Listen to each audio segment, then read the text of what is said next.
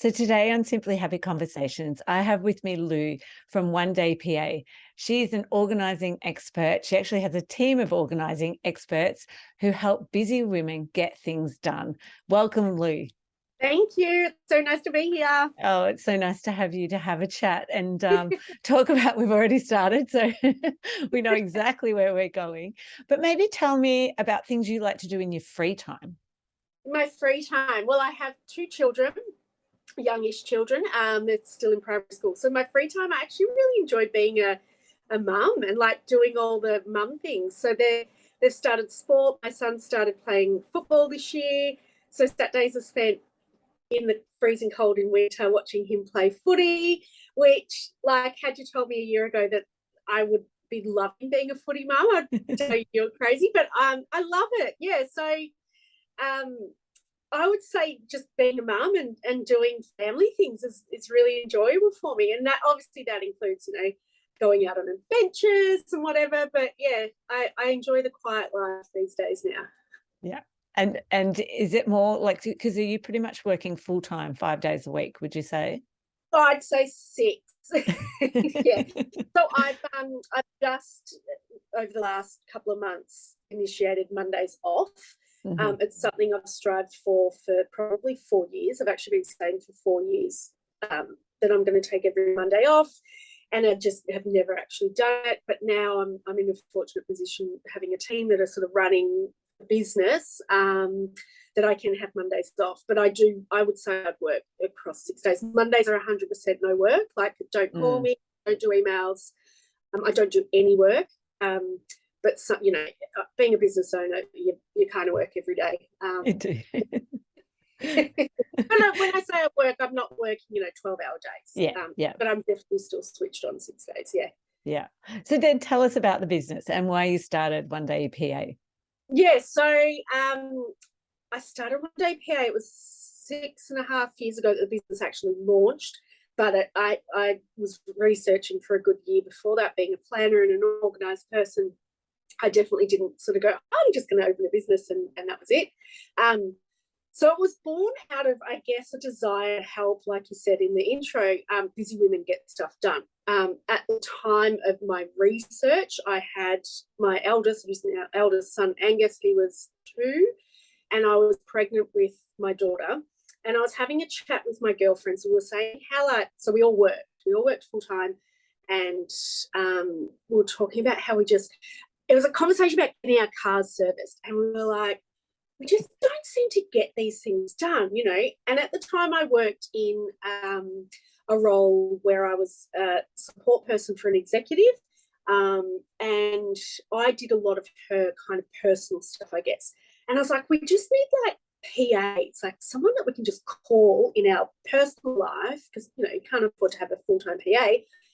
And I kind of like, surely there's something in that. Like, surely there's a business where someone could just call you and get you to do an errand for you. So that like turned into a year of research, and it turns out there is a business, and it's called a personal concierge. So the business started as that errand running kind of One Day PA, just call us up and get the one thing done or a couple of things. But what I found very quickly was that people really needed help in their homes and sorting out clutter, or like sort of setting up systems in their wardrobes or pantries or whatever. And as a naturally organised person, someone who really loves systems and processes, I found it quite natural to be able to go into these people's homes and do that. So then the business sort of evolved into this professional organising business, which, to be honest, I never even knew that was a thing. Like, I still kind of go, I can't believe that, like, the things that come naturally to me and my team is a thing. Like, it's an actual profession. There's people all over the world doing it. There's people all over Australia like you and I doing it. So, yeah, I guess organically the business turned into what is now a solely professional organising business. So we help businesses and domestic households declutter, organise, set up systems, and all of those sorts of things. And so what is your favourite, because there's lots of different things that you do, but yeah.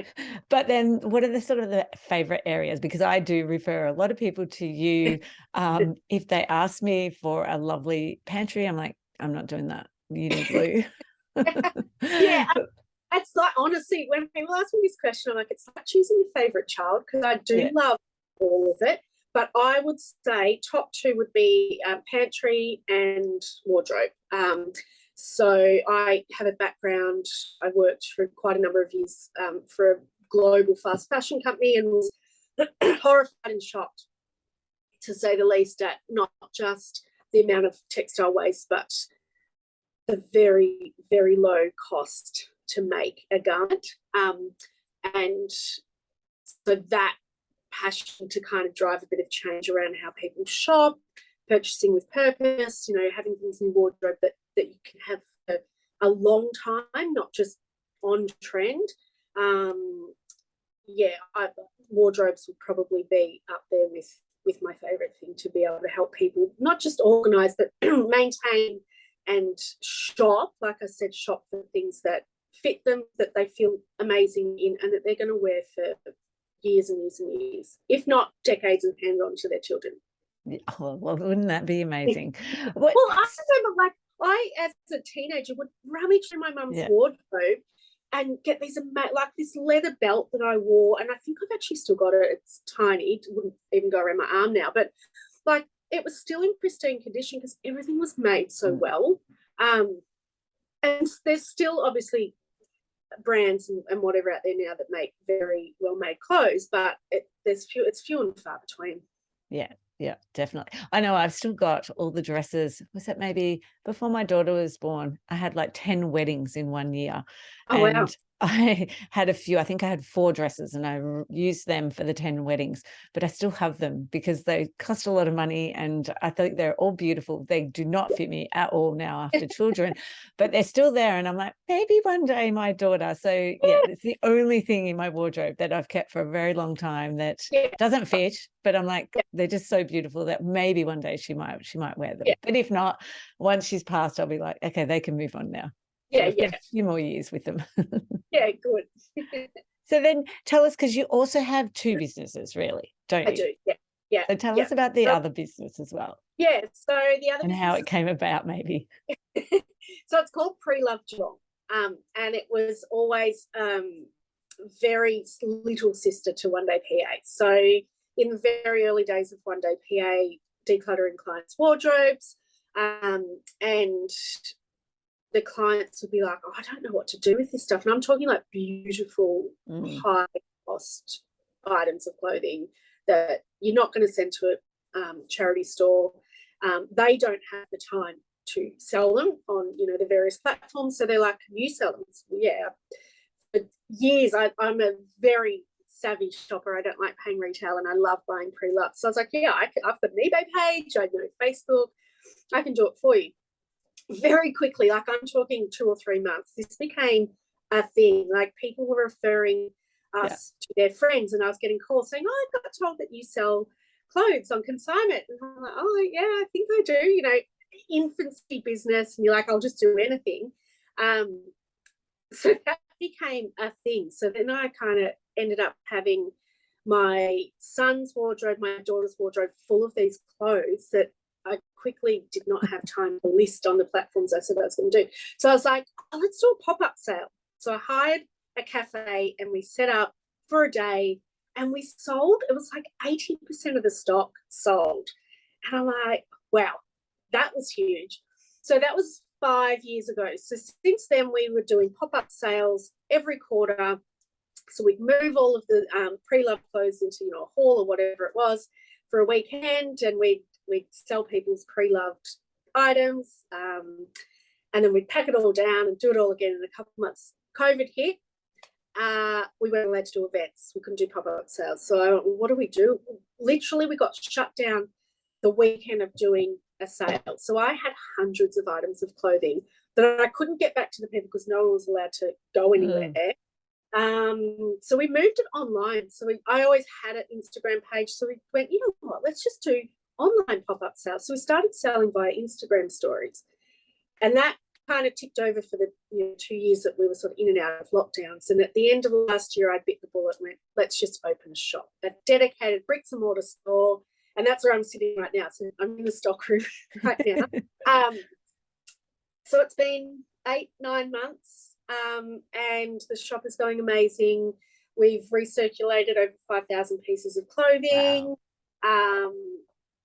Paid out a lot of money to a lot of people who otherwise may have thrown their clothing in the bin or sent it to charity, which is fine. So that little sister business has now become it's a company now in its own right. Oh, it gives me goosebumps, especially being an organizer, going into people's houses and seeing the amounts of clothing that can be taken away. Yeah. It's just so lovely to know that that piece of item has now gone on and Well, someone else is loving also, it. what I found, and you might have found this too, is the process of helping someone declutter their wardrobe and talk about what's in there and why, we're pulling things out that have tags on them that this person's like, I put online because it looked really good on the model, and having conversations with them around, well, like, go into shops and shop and try things on, like, don't have to buy things online. And by the end of the session or 2 sessions, whatever it is, their mindset has actually shifted. And I get messages even now from people who follow our, pre-loved store, and they're like, my wardrobe still looks the same as it looked when you came because I don't have those terrible shopping habits anymore. Like, I'm not a stylist. I absolutely don't know that much about style. I just dress for how I feel and what I feel good in. And that's what I feel like we help our clients with. It's like, don't have to follow trends. You need to buy things that fit you, that make you feel really good and make you smile. And if your wardrobe's not doing that, then let's whip it back into shape. So that's a really important piece too. It's not just like removing stuff so that they can refill it. It's actually creating that change within their mindset around how they're shopping and what they're doing with things that they're buying. Yeah, definitely. Completely agree with that. It's around that mindset, and then also being able to let it go, because sometimes when they've paid a lot of money, it's like they keep holding, even myself, I just said about the dresses, holding on to it, but it's just sitting there taking up space in their wardrobe, whereas they could be like taking it to you or other places within their area that can sell it and then use that money to go and buy something that actually fits and suits them really well as well. That's right. So then what are your top tips around if people wanted to declutter their wardrobe? What are your top tips around helping them do that? So I would just remove every single thing and put it on the bed. It sounds chaotic, and it is chaotic, but it's the only way to do it. So you literally remove every single item from your wardrobe, put it on the bed in big piles, and then you want to set up 3 zones, 3 or 4. So the main ones being keep, donate, or bin. Donate, repair, bin, which ideally the bin pile is like nothing. But if something's completely irreparable or whatever, bin. And then we do a maybe pile, because when you're doing the process, people are like, but I might. So, okay, go in the maybe pile, because we're making quick decisions, right? It's not like the first initial part of it is quick. What's your first response to that jumper? I want it. Okay. I don't know. Okay, put in the maybe pile. And then if you need to try things on, obviously you try it on. Now, how you set your wardrobe up is completely different for everybody. I personally like to just do categories. So I've got all my T-shirts and then jumpers, dresses in one spot, pants and skirts in another. But everyone's different. Some people want us to do it by colour. Some people like everything folded. I personally don't like folding anything, because I just like doing things quickly. So I hang. And really just keeping things in there that you love and that you know that you're going to wear. Yeah, definitely. I love the maybe pile. So I worked with someone this week and she was like, but we're not getting rid of it. And I was like, no, we'll put it in a box and we'll revisit it. So it's in the shed at the moment in her house in a box. So I didn't actually physically take anything yet, but the process is it's not in her wardrobe and there's more space. And also we took out her summer clothes because that was taking up space as well. And we put that in a box just to create a little bit more space. Yeah. And then, it's a slow process. For some people, it's really slow, isn't it? It can be. Like, we've done wardrobes that it's just a day. It's really quick great decisions. And then sometimes it's like a number of sessions and there's tears and there's overwhelm, which is fine. Like, it's really personal letting somebody into your wardrobe and showing them like your style and showing, and for a lot of people we work with, it's weight gain or lifestyle changes that have gotten them to the point where their wardrobes are overflowing and they have a lot of stuff in there they don't wear. And that's really confronting. But, you know, let's move forward and dress for yourself and the size you are now. And if you lose weight, and when you do lose that weight, go and treat yourself and buy yourself something that fits. Don't hold on to that size dress that you wore 10 years ago that's making you feel like crap because you can't fit into it. Definitely. And I don't know, fashion changes as well. And why not spoil yourself and buy something that you absolutely love, that suits you in your new whatever body shape and size it is. Yeah. Definitely. And like I don't wear anything close to what I wore 10 years ago and 20 years ago. Like, as we get older, our taste changes and our colours change. And Oh, yeah. So have you ever had your colours done? I haven't. I've heard a lot about this whole colours thing. I haven't. No, I haven't. Yeah. Oh, there's ones online. So I did mine through the Colour Guru. And I highly recommend. They're in America, and you send 10 photos of yourself, not like professional photos, like daylight out there or a selfie in the car type photo. And you say your hair color and eye color and skin color and different types of the year. And then they give you a little card and you can use it to shop, and it's amazing. Like, in particular, when I've gone into your shop, I've got my card out and I'm like scanning basically for the color and the size. So I just go to the size and then I look for the colors, and then I'll look at the style next. And do you feel like they nailed it? Like, do you go, they're my color? Definitely. So they've got 12 palettes of colors, and you'll be matched with one of those 12 groups of colors. So there's lots of colors that you get to choose from. Yeah. Amazing. I love that. Oh, and when you said you go straight to the size of clothes, like, size doesn't even exist really. No, true. Like, our shop here, so we do have it sorted by size order. But if someone walks in the door, we literally say to them, you need to shop from start to the end, because you anywhere in between. Like, there's no proper standardized sizing in Australia or in the world. Yes, because it is sometimes, some things it's like this size and this size, in different brands, isn't it? So don't like be a victim to, oh my God, I'm 14 in this, because it literally means nothing. And then I would even say, like, if you've got some clothes from a couple of years ago in the store, do you find that changes too? Like, they're, 5 years ago, Country Road, for example, size extra small is not their extra small size now. Correct. Absolutely correct. So we kind of try and stick with our store in particular to styles that are only about 3 years old. Okay. Yeah. But yeah, absolutely. Yeah, the Country Road sizing is a good one to point out, because their sizing now is quite bigger. Generous. Which is, so it's really confusing. Yeah.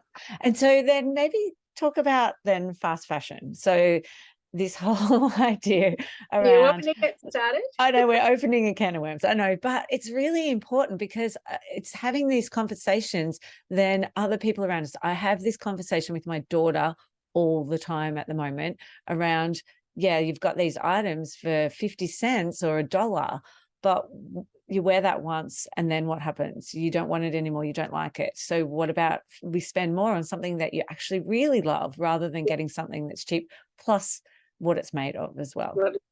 And the implications on the other side of the world to getting that piece for $1. Like, that dollar item that you've paid for, the landing cost of that, like getting it, having it produced, getting it to Australia, having someone tag, like all of that, the landing cost of that would be so minimal that how much was the person getting paid to make it, And look, I want to say straight up, I have nothing against what people wear. I don't, like, fashion clothing needs to be accessible for everybody at whatever price point they're at.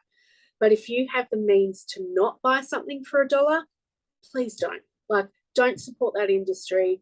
It is I want to say the second biggest polluter on the planet. textile waste is the second biggest polluter on the planet. Like, they send shiploads overseas and they burn it. Like, they burn all the clothes that we throw in the bin, and burning all those clothes. You know what most of those clothes are made of? Plastic.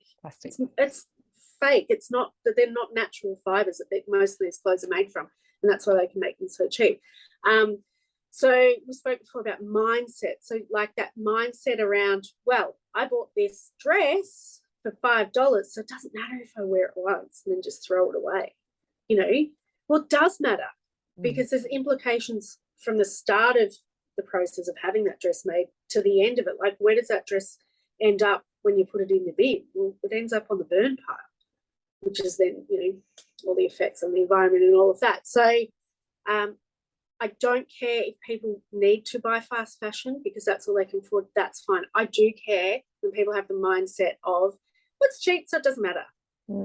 Yeah, it actually really does matter. So if you have the means to, say, buy a beautiful coat that's a couple of $100 that you're going to have for 20 years, 10 years, whatever it is, versus the $15 coat that you go, oh, I'll just wear it this season and then I'll chuck it in the burn pile and get a new one next season. Like, we've got to stop doing it. Oh, I love that the burn pile, that really makes you then think about it, doesn't it? That mindset about, where is this going to? Yeah.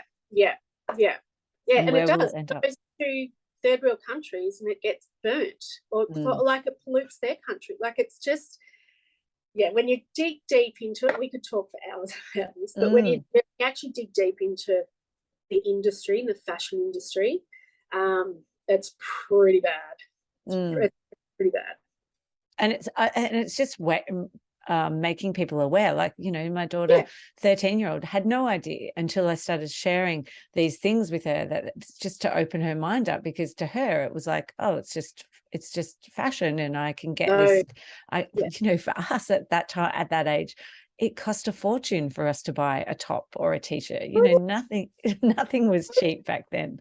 No, and yeah, I remember, you know, growing up as a teenager and buying, like, I remember a coat that I bought, and I can't remember exactly. It was a lot. I'm not talking hundreds, but it was a lot for me. And I had it for like over 10 years because I spent so much money on that coat. It might have been maybe $70 or something. Yeah. And I was about 22. It was this beautiful green coat. And the only reason I got rid of it is because it got this massive rip down at one night when I was out. But yeah, that's just, I don't know, it doesn't seem to be the way a lot of people shop now, and whether social media has an impact on that, with people doing these big Shein hauls. Do you know what a Shein haul is? Yes. Do you want to talk a little bit more about it? So for those who don't know, Shein or Shine, I don't know exactly how you say it, is a fast fashion brand or manufacturer, and they manufacture very, very, very cheap clothes.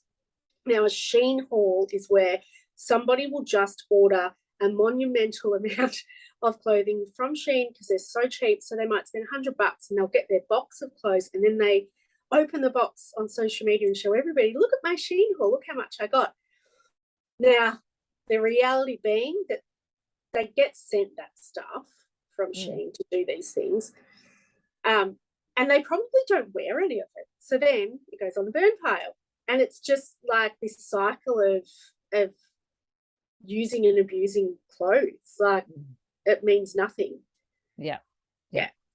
So we're just going to, change our mindset around how we're consuming fashion and why we're consuming it. Like, are you buying it just because you can, or you're buying it because you actually really, really, really need it?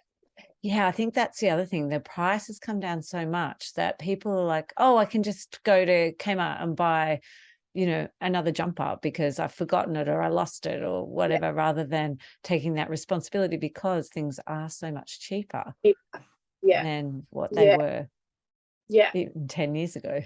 Yeah. Oh, totally. Yeah. It's pretty bad. There's a statistic, and I think it was from 2019, so it'd be high, and I reckon it'd be high now, maybe 2017. Australians, this is just Aussies, we consume 27 kilos of textiles a year, right? So that's, you know, socks, jots, clothes, whatever it is, textiles. We dispose of 23 of those 27 each Wow. year. Like, that's enormous. That's huge. Isn't it? Yeah. Yeah. We're buying stuff just to get rid of it. Yeah. What a waste. What a waste of money. Go on a Yes, holiday. it is, isn't it? Yeah. Yeah. When you get those statistics, I can't think of the name of the brand now, the name of the company. It's the socks and underwear. I will put it in the show notes. Apparel. Yes. Yeah. There's, Yeah. they have some great statistics and doing some amazing things. Like we've sent our socks back to them numerous times at the end of every school year. It's like bag up. There's also an awesome Instagram page that I follow and I love called the Sustainable Fashion Forum. So I think they're American based, but like their stats and all of the info they put out there is very like global. Awesome one to follow as well. Just to research, give yourself some knowledge around it. Again, not saying don't consume fast fashion at all, but be wise about it. Like just think about, do you actually need that $5 top or whatever it is? Or you're only buying it because it's $5. And then it's like the op shops. Like obviously I drop a lot off there. I will go in and have a quick look, but there's so much in there. There's some fantastic bargains that you can get from an op shop. Yeah. But again, even like the op shops are so overwhelmed with the amount of things that they're getting. A lot of it goes to landfill because they do not have the time or the space to be able to put everything on the floor. So when they do their picking and whatever, a lot of it goes back to the bin. Yes. So we don't want to be dropping our things there, but we want to be going there and consuming and buying from our op shops rather than going. Yes, recirculating, definitely. That's what we do here at Pre-loved. It's about recirculating things back into the community, and we have people come in and buy a dress for a wedding, and then we'll see them in here after the wedding. They're like, okay, it's time to sell it now. Somebody else can love it because I know I'm not going to wear it again. That's awesome. I love that. That's amazing. That's cool. Yeah. And someone else gets to use it, isn't it? Yeah. And gets a bargain, and most of the time they're going to events and nobody else is wearing it because it's not that on-trend item that everybody's gone out and bought. Yeah, that's a great tip too. Yeah. Thank you so much, Lou, for your time. How can people connect with you then? So with One Day PA, look, Instagram is pretty much our jam. So the Instagram page for One Day PA is one_day_PA, and then Pre-loved Geelong, again, pre_loved_Geelong. We have websites for both as well. And so with Pre-loved Geelong, do you take items from everywhere in Australia if people were to ship it to you or send it to you? Yeah. Stuff in Sydney. We've got quite a good following in Canberra. So yeah, if they want to send us some stuff, we just ask for people to send us photos first so that we can do that initial assessment, and then we can get them to send them to us and we can sell it for them. And then people can buy it online from you as well? Correct, yes. So we do have an online store.